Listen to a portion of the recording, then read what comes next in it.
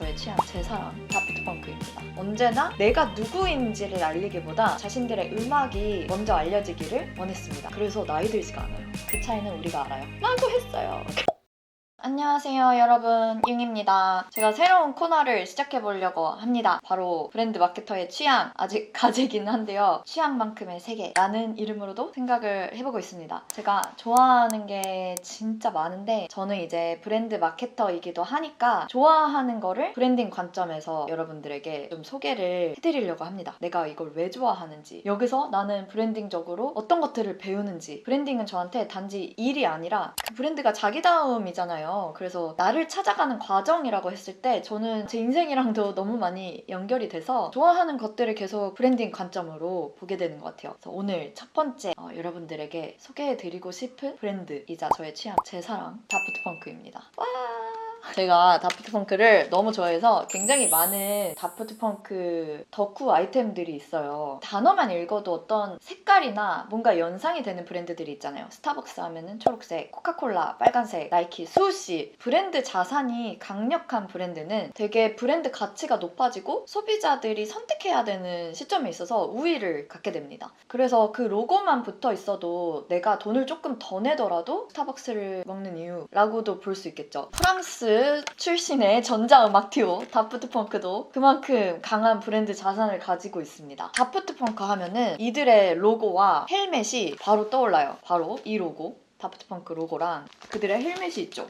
이렇게 그 두 멤버가 저는 브랜딩을 완전 막 의도하고 한 거는 아니었을 수도 있을 것 같은데 20년 넘게 이제 이들이 쌓아온 행보를 브랜딩 관점으로 봐도 배울 점이 정말 많습니다. 브랜드 자산은 사실 고객에 의해서 결정이 돼요. 고객 기반의 브랜드 자산 모델이 피라미드 형태로 되어 있는데 아래에서 위로 올라갈수록 브랜드 가치가 높아집니다. 브랜드 정체성을 확립하는 단계에서 출발을 해서 고객한테 이제 브랜드 의미를 전달을 하고 그 다음에 이제 반응을 이끌어내는데요. 브랜드 반응 단계에서 고객들은 브랜드를 판단하고 감정을 가지게 됩니다. 이게 만약에 기대치에 못 미치면 조금 실망할 때도 있지만 또 반대로 이제 어떤 경험을 통해서 브랜드의 사랑에 빠지면 그 브랜드를 굉장히 열렬하게 퍼뜨리고 다니고 옹호하고 그렇게 팬이 되면은 이제 브랜드 공명의 단계로 넘어가요. 그 단계에서는 이제 브랜드랑 고객은 관계가 생기고 연대감이 생깁니다.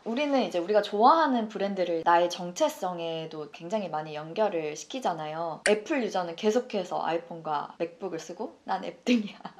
할리 데이비슨 바이크를 타시는 분들을 여기에 영혼이 있다고 생각하고 자기를 할리족이라고 부르고 온몸에 할리 타투 새기고 이게 전 세계가 똑같아요. 옷 입는 것도 되게 비슷하시고 그 공명이라는 걸 이제 다른 말로 하면 울림이잖아요. 나한테 울림을 주는 브랜드는 나하고 어떤 이야기가 생기고 개인적인 선에서도 되게 특별해지는 것 같아요. 그런 의미에서 아티스트는 누구보다도 울림을 주는 사람들이죠. 그래서 저는 아티스트들은 전부 브랜드라고 생각을 합니다. 이들의 예술과 음악이 우리한테 울림을 주고 특별한 관계를 맺게 되고 자기다움이 굉장히 배울 점이 많은 분들이고 그래서 아티스트하고 팬 사이의 결속력은 특히 강한 것 같아요.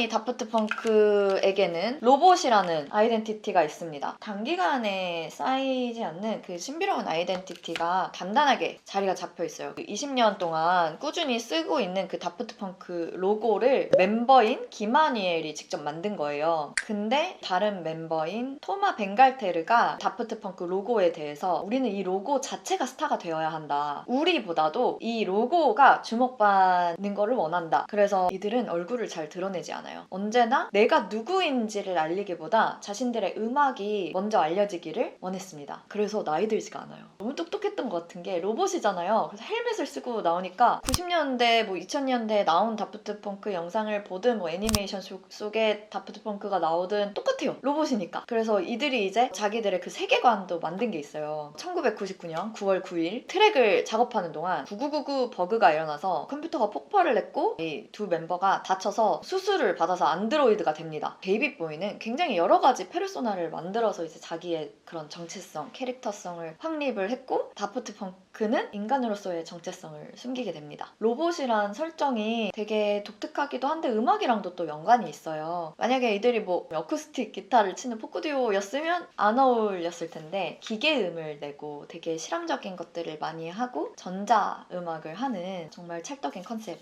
이었습니다. 그래서 공개 자리에서는 다프트 펑크는 언제나 헬멧을 쓰고 나타납니다. 2014년 그래미상에서 5관왕을 차지했는데 헬멧을 쓰고 나와서 수상 소감을 한마디도 하지 않았어요.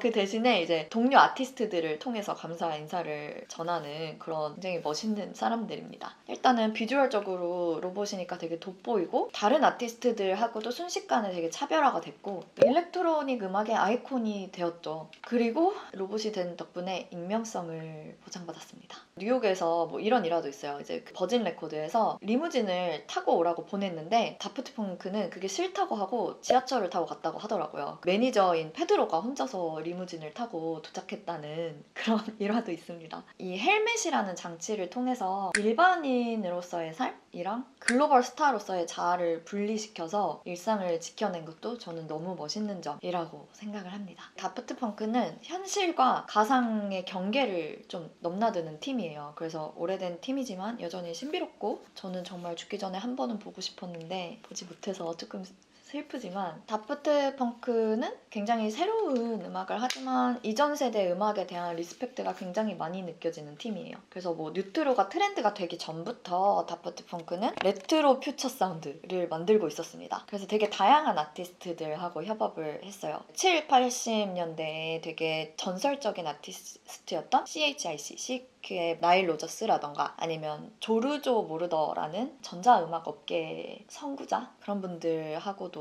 협업을 하고 젊은 세대들한테도 이 사람들이랑 협업을 하면서 이 사람들이 또 다시 재조명을 받는 그런 역할도 했었고요. 별로 놀랍지가 않은 게 그 멤버 중에 한 명인 토마가 프랑스에서 맥북을 처음으로 쓴 사람 중에 하나라고 하더라고요. 그래서 그 다프트 펑크 하기 전부터 그런 기술적인 걸 너무 잘 다뤄서 테크노 씬에서 워낙에 유명한 사람이었고 이제 성공한 뒤에 자신들이 어렸을 때 동경하던 뮤지션들하고 같이 협업을 한 거였어요. 굉장히 많은 취향이 또 다프트 펑크를 통해서 더 확장이 된 게 예를 들면은 저는 스파이크 존즈 감독 그 영화 허 그녀 감독 있잖아요. 그 감독도 너무너무 좋아해요. 미셸 공드리 감독도 좋아하는데 이들이 90년대 다프트 펑크 뮤직비디오를 찍었고요. 2000년대 초반에는 시대를 너무 앞서간 작품을 내놨어요. 다프트 펑크가 은하철도 999의 팬이었대요. 어렸을 때부터. 그래서 이제 마츠모토 레이지 감독이랑 디스커버리 2집의 노래들로 인터스텔라 5555라는 장편 애니메이션을 만듭니다. 모든 노래가 다 나오면서 이제 애니메이션 한 1시간 20분짜리가 이제 진행이 되는데 저는 블루레이도 있는데 뭔가 대사 하나 없는 뮤직비디오 영화를 만들기도 하고 내용이 다 이해가 가요. 노래 너무 좋고 제가 정말 사랑하는 앨범이에요. 누구도 시키지 않았지만 자기들이 직접 투자해서 작품을 만들기도 합니다. 일렉트로마라는 2006년에 두 멤버가 직접 연출한 영화도 있고요. 근데 제가 오늘 진짜 더 소개해드리고 싶었던 게 두 가지가 있어요. 다프트 펑크가 존경을 표하는 방법 그리고 이들의 디테일에 관한 이야기입니다. 그 다프트 펑크 다큐 언체인드에서 나왔던 내용이에요. 그 전설적인 프로듀서 이제 조르조 모르도를 인터뷰를 하는데 랜덤 액세스 메모리 이 앨범에 조르조 바이 모르더라는 곡이 있어요. 이제 7, 80년대에 디스코를 이끌었던 전설적인 인물이자 일렉트로닉 음악의 선구자입니다. 도나 썸머를 디스코의 여왕으로 만든 장본인이고 88 올림픽 주제가 손에 손잡고를 작곡한 사람이기도 해요. 근데 이제 이 노래가 조르조 모르도의 나레이션으로 시작해요. 웅성이는 듯한 사람들 사이에서 이제 이 거장의 과거를 회상을 해요.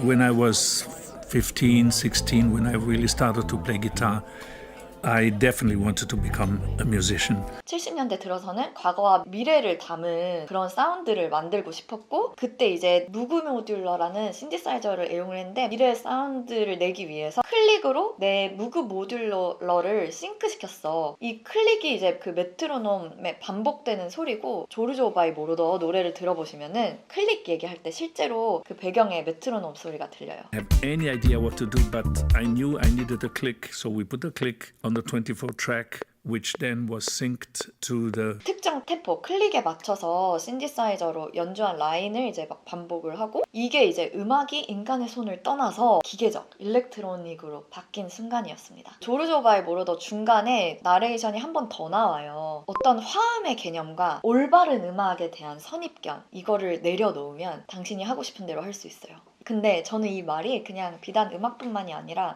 남들의 시선에서 벗어나면 자유로워질 수 있다. 누구도 알려주지 않았지만 그렇게 선입견 없이 자기만의 방식을 찾았고 그게 이제 일렉트로닉 음악의 새로운 지평을 열게 된 전설적인 시작이었습니다. 여러분 너무 재밌지 않나요?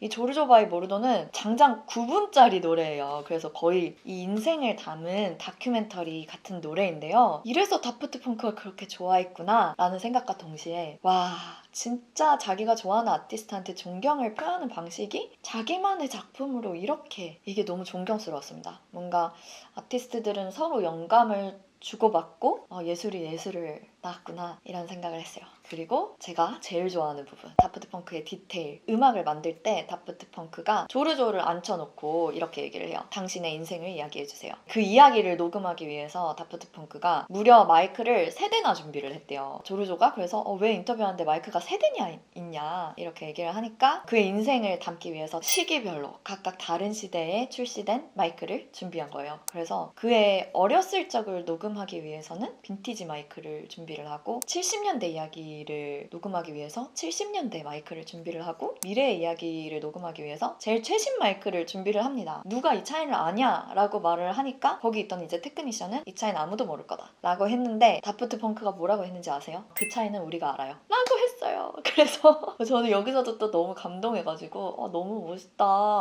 역시 다프트 펑크 보이지 않는 디테일에 자기들의 만족을 위해서 신경을 쓰는구나. 들리지 않는 것까지 신경을 쓰는 게 장인정신이 아닐까. 제가 이 노래를 이걸 알고 아무리 들어도 저는 솔직히 그 차이가 느껴지지가 않아요. 근데 그런 점 때문에 이들이 더 좋고 다프트 펑크의 작업을 더 응원하게 됩니다. 남들은 몰라도 나만 아는 디테일이 있으면 누군가의 마음에 들기 위해서 하는 게 아니라 내 마음에 들기 위해서 내 기준에 맞추기 위해서 하는 거잖아요. 개인의 자존감을 챙겨주는 일이라는 생각도 했어요. 오늘은 다프트 펑크의 디테일과 브랜딩에 관한 이야기를 해봤습니다. 제가 왜 이렇게 좋아하는지 이제 조금 아시겠나요? 서로 영감을 주고받고 하는 게 있잖아요. 제가 다프트 펑크를 또 너무 좋아해서 이런 영상을 또 만들게 된 것처럼 주변에서 친구들이 뭔가 재밌는 거 한다고 할 때 정말 힘껏 응원해주고 서로 영감 주고받으면서 그로부터 내가 만약 뭔가를 영감 받으면 또 새로운 게 나오고 기분 좋은 연쇄작용이 계속 일어났으면